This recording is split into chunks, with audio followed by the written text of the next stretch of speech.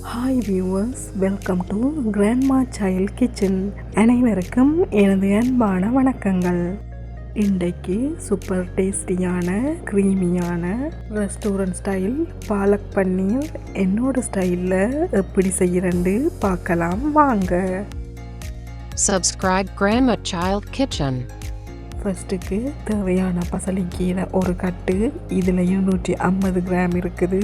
இதை பச்சை வாசனை போகிறதுக்காக கொதிக்கிற தண்ணியில் 2 தொடக்கம் 3 நிமிஷம் வேக வச்சு எடுத்துக்கொள்ளணும்.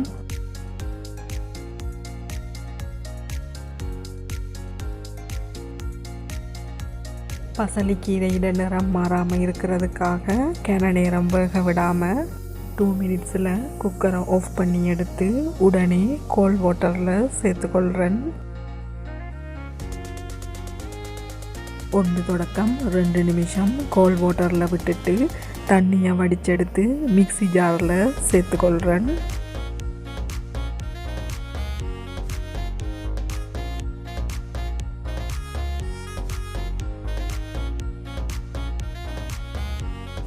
கீரையோட 2 பச்சை மிளகாயை சேர்த்து தண்ணி ஏதும் ஆட் பண்ணாமல் நல்ல பேஸ்ட்டாக அரைச்செடுத்துக்கொள்ளணும். பசலிக்கீரையை நல்ல பேஸ்ட்டாக அரைச்செடுத்தாச்சு. இனி கறியை ரெடி பண்ணிக்கொள்ளலாம். அடுத்ததாக பேன் ஒன்றில் 2 டேபிள் ஸ்பூன் அளவுக்கு பட்டரை சேர்த்து பட்டர் மெல்ட் ஆனதும் இதில் ஒரு துண்டு பட்டை, தட்டி எடுத்த 2 ஏலங்காய், 2 கிராம்பு, இதோட 1/2 டீஸ்பூன் சின்ன சீரகத்தையும் சேர்த்து வாசனை வரும் வரைக்கும் வதக்கி கொள்ளலாம்.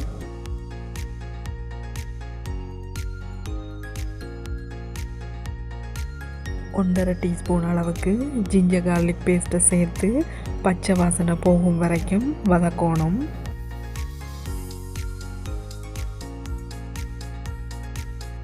ஜிஞ்சர் கார்லிக் பேஸ்ட் நல்லா வதங்கினதும் சின்னதாக கட் பண்ணி எடுத்த ஒரு பெரிய வெங்காயத்தை சேர்த்துக்கொள்ளலாம்.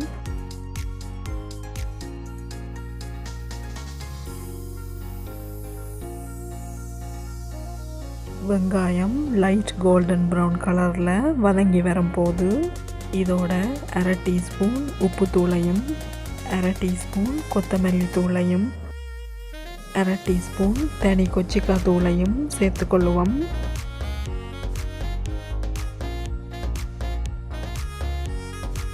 மசாலா எல்லாம் சேர்ந்து லைட்டாக வதங்கினதும் இதோட சின்னதாக கட் பண்ணி எடுத்த ஒரு மீடியம் சைஸ் தக்காளியையும் 1/4 டீஸ்பூன் மஞ்சள் தூளையும் சேர்த்துக்கொள்கிறேன்.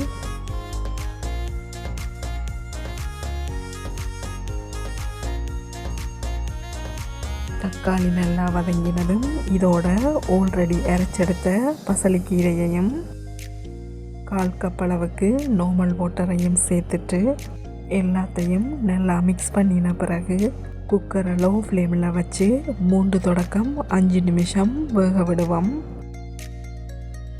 எல்லாம் சேர்ந்து கொதித்து வரும்போது இதோட 200 கிராம்ஸ் பன்னீரை சேர்த்துக்கொள்கிறேன். ஓவர் குக் பண்ணினா பன்னீர் ஹார்ட் ஆகிரும். அதால் 2 to 3 மினிட்ஸ் வேக விட வேணும். பன்னீர் வேகினதும் இதோட 1 டேபிள் ஸ்பூன் அளவுக்கு பட்டரையும் 2 டேபிள் ஸ்பூன் ஃப்ரெஷ் க்ரீமையும் சேர்த்து எல்லாத்தையும் மிக்ஸ் பண்ணிவிட்டு கன நேரம் கொதிக்க விடாமல் 1 மினிட் மட்டும் கொதிக்க விட்டு குக்கரை ஆஃப் பண்ணி எடுத்துக்கொண்டா சரி.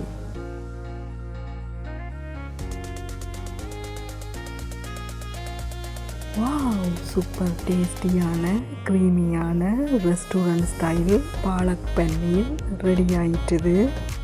இதை மேலால் கொஞ்சம் ஃப்ரெஷ் க்ரீமால் கார்னிஷ் பண்ணிவிட்டு ரொட்டியோடு சேர்த்து சாப்பிடும்போது சாஃப்டான பன்னீரும் க்ரீமியான பாலக்கீரையோட கிரேவியும் சேர்ந்து டேஸ்ட் அல்டிமேட்டாக இருக்கும். இதை நீங்களும் ட்ரை பண்ணி பார்த்துட்டு உங்களோட காமெண்ட்ஸை எனக்கு போட்டு விடுங்க வியூவர்ஸ். நன்றி, வணக்கம்.